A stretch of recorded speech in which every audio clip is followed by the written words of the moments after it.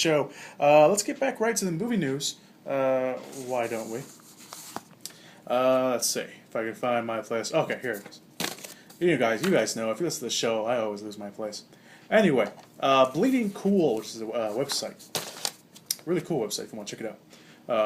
Not sponsored by them, by the way. Just saying, it's actually a pretty cool website. Anyway, had a little tidbit where it has reason to believe that Dwayne "The Rock" Johnson might be starring in the film Lobo, which is I'm lost for words right now. It's a comic book movie. It's based on a comic book character, which Brad Payton has recently announced that he will be filming. And Lobo is a DC character, by the way. And Brad Payton, he was the man that directed Journey to the Center. Journey to the Mysterious Island, which is a sequel to Journey to the Center of the Earth. The site is far less certain about the rumor, but a few days ago, Dwayne Johnson mysteriously tweeted, "Funny you should say that," when a fan suggested that they could see The Rock playing suggested that they can see The Rock playing a DC character in one of the movies. They added that The Rock is going to play Lobo in Brad Payton's upcoming film of DC Comics. An untested, unknown source opened up correspondence with me and told us a tale of a Hollywood party, quote-unquote, at which Mr. Rock was a guest, and told some fellow partiers that he was going to take the Lobo role. This is what Bleeding Cool is saying about The Rock possibly appearing in the Lobo movie. Brad Payton, again, will be writing and directing the film for Warner Brothers. So, there you go. In the comics, Lobo is an alien that works as an interstellar mercenary and bounty hunter. Introduced as a hardened, rarely used hard-boiled villain in the 1980s. The character remained in limbo until his revival as an anti-hero biker in the early 1990s, which he became one of the most popular characters in a DC Comics stable. So, there you go. Moving on. Not much is known about Pixar's recently announced Dia de los Muertos film. It doesn't even have a title yet. But for those of you wondering, Dia de los Muertos, Day of the Dead, for all you Hispanic listeners, you know what I'm talking about. But we're waiting. We're waiting. Sorry, to get a sense of at least why the animation studio might have decided to go with a Mexican-themed picture and one that's about death, because it has Muerto in the title. Anyway, the LA Times spoke to director Lee Unkrich, who also directed Toy Story 3, about why he's doing the film. He said, "Pixar movies do extremely well in Mexico. This will allow us to explore a rarely fascinating aspect of the culture there." Toy Story 3, here's a little trivia for you guys. Toy Story 3 is the highest grossing film of all time in Mexico, and Ulrich has been taking trips there to do research for the Dia de los Muertos holiday, where tribute is paid to the dead, which that is what Dia de los Muertos is all about. It is not Halloween, for all you, let's call you Caucasians. let's be politically correct on this one. Where was I? As the LA Times points out, the idea of designing specifically Mexican characters and exploring that culture is surely appealing to the Pixar creative team and perhaps to their accountants too. Unkrich added, "This is a very different view of death than the American one. It's not spooky, it's celebratory. As a kid's movie about death, that's our Pixar." The film still doesn't have a release date, but it's hard not to get excited for this one. So there you go. I'm actually quite excited. I think it'd be interesting. You know, Pixar has never failed us. Some might say that, you know, Cars and Cars 2 weren't the best Pixar movies, which, you know, that's debatable. You can say that if you want. I myself wasn't too fond of Cars. I didn't see Cars 2 because I wasn't too fond of the first one. But I mean, they've done great movies. You know, Wall-E, the Toy Story movies, Up. You know, they're doing Brave that comes out later this year, next month. So I think it's gonna be pretty cool. That's just me. Anyway, moving on to another man who's making a Dia de los Muertos project of his own, but that's not what we're talking about in this story. Guillermo del Toro His new film Pacific Rim has finally has an official synopsis, which is synopsis. Just take that as you will. The movie, which I'm actually quite excited about because it's Guillermo del Toro in general. The synopsis reads: when legions of monstrous creatures known as the Kaiju, I'm not sure I'm pronouncing that right, but let's just go with it, started rising from the sea, a war began that would take millions of lives and consume humanity's resources for the years on end.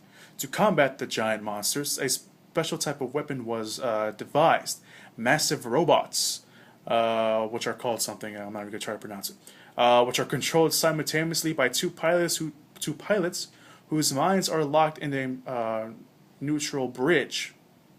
But even the, let's call them robots, robots are proving nearly defenseless in the face of the relentless monsters. On the verge of defeat, the forces defend mankind, having no choice but to turn to two unlikely heroes: a washed-up former pilot played by Charlie Hunnam. He's in The Sons of Anarchy. He plays the main character. I think it shows you enough that I don't watch Sons of Anarchy. I only watched the first season. And an untested trainee played by Riniko Kenochu. He's obviously a Japanese actor. Who are teamed to drive a legendary but steamingly obsolete machine from the past. Together they stand as mankind's last hope against the mounting apocalypse. The movie, besides starring Charlie Hunnam and the one I cannot pronounce, also stars Idris Elba, which of course played Heimdall in Thor. He was in Takers. What else do you guys know him from? What else do people can know Idris Elba from here in America? I think that's it. The Losers, if you saw that. The movie also stars Charlie Day from Horrible Bosses and It's Always Sunny in Philadelphia, Ron Perlman from the Hellboy movies, and a bunch of other people that have appeared like in minor roles. So you guys might not recognize them, or you do, but not by name. So I'm not going to read their names. The movie re-released July 12th next year and will be in 3D. So there you go. I'm excited for it. I'm a big Guillermo del Toro fan, have been for years, so I mean, I'm happy. I'm happy. Let's move on. Yes. In a recent interview, Mark Miller opened up about the sequel to Kick-Ass 2, including some major character-related plot points. For a while, speculation had it that Matthew Vaughn, who directed the first one, would return to direct the sequel, but of course he went on and made X-Men First Class 2, and he's going to make X-Men First Class 2 the sequel. Miller commented saying Matthew Vaughn chose a director about 18 months ago secretly because he knew he wasn't going to do the movie. Since he had taken on the X-Men franchise for a little while, a few weeks, it looked like he might do the sequel to Kick-Ass, but they poured a bucket of money over him to do X-Men instead. Jeff Waldo had been talking to Matthew, which is the director, by the way. Jeff Waldo directed, what did he direct? Something that wasn't good. I know that. He directed something that wasn't good. Oh, Never Back Down. That movie with, there's nobody famous in that movie. Nobody. Or nobody that I like, anyway. Anyway, doesn't matter. I had been talking to Matthew about doing the movie Bloodshot a couple years back, and Matthew was really impressed with the script. He'd done a couple movies on a small budget, and Matthew was like, trust me, this is the guy. So the three of us had been talking seriously for about 8 months, and Jeff turned in a final draft of the screenplay about 8 weeks ago. It's in really nice shape to start shooting in 8 or 9 weeks' time. So there you go. For those of you wanting a sequel to Kick-Ass, now you have it. So enjoy yourselves. Mark Miller, he's always outspoken about, the sequel to the first one, because when the first one came, even before the first one came out, he was like, no, it's gonna happen, it's gonna happen, it's gonna happen, and it never happened. And when it finally happened, it's just he couldn't shut up. So now, the second one's coming out, and just take it as. And here's okay. Let's start with this. With the sequel to Machete, gearing up for production in about 3 weeks, star Danny Trejo is getting excited and leaking casting news. Namely, Zoe Saldana from Avatar and Star Trek and Colombiana has joined the film. Machete Kills, which is the title for the sequel, is going to be a lot more over the top than Machete. He told Movie Hole, which of course Movie Hole is a movie website. We got Sofia Vergara, which is true. We announced that she was going to be here, that she was going to be in the movie. Sofia Vergara. If you don't know who Sofia Vergara is, what's wrong with you? Seriously. Even if you're a girl listening, what's wrong with you? Anyway, who was a star in her own right, Jessica Alba, which she was in the first one, and Michelle Rodriguez, which of course was in the first one as well, and Zoe Saldana, and guess what? I get to kiss all of them. Danny Trejo, you lucky bastard. Not just that, but Trejo also said that he's hoping to nab a role in Robert Rodriguez's Sin City sequel, A Dame to Kill For, which of course Robert Rodriguez is directing, of course, Machete Kills. So I mean, and Robert Rodriguez is also directing Sin City pretty much right after he finishes filming Machete. So I mean, it could work. It really could. Danny Trejo deserves everything that he has coming to him because he's a good man. He's a good. He has been in the business for so long, and he's finally getting a leading roles. So good for him. Good for him. Okay, here we go. Josh Trank, who directed Chronicle, has signed on with Sony Pictures to develop and direct Shadow of the Colossus, a big-scale live-action adaptation of the best-selling Sony video game. The studio is interviewing writers to work with Trank, who, after directing, of course, Chronicle, has become the go-to guy for big popcorn pictures, as Sony is putting. Trank takes on the game that has a strong narrative arc, along with the obligatory creature design. So the visual effects, they pretty much got him because of the visual effects, is what I'm trying to say. And the visual effects in Shadow of the Colossus, even if you're not a video game fan or have heard nothing about Shadow of the Colossus, there's some pretty good visuals in that game. So there you go. The protagonist is a young man who thinks his lover has died. Desperate to bring her back, he heads into the Forbidden Land and summons a demon who can wake the dead. The price of bringing back his girl, slay 16 Colossus.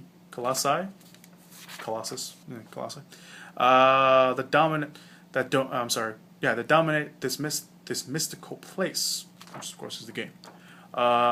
These skyscraping giants that rise from the ground fly through the air and come from the water.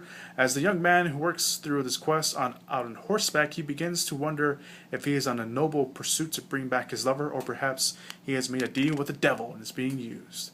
Trank has been a big fan of the game since it launched back in 2005, and sought out the job to direct the movie.